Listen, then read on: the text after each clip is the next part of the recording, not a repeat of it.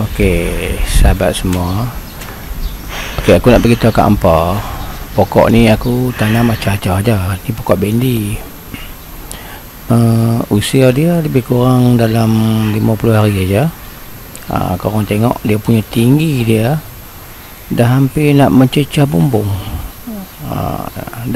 Dah hampir nak mencecah bumbung rumah. Aku pun tak tahu dia boleh naik lagi sampai tinggi lagi sampai mana. Abang tengok sekarang aku dah mula petik buah bendi ni. Dah banyak kali dah aku petik. Aku petik buah ni, aku bagi dekat jiran-jiran, aku bagi dekat siapa-siapa sajalah. Yang suka makan bendi aku bagilah. Kalau hampa nak tahu, aku ni dah makan bendi ni sampai dah naik cemui.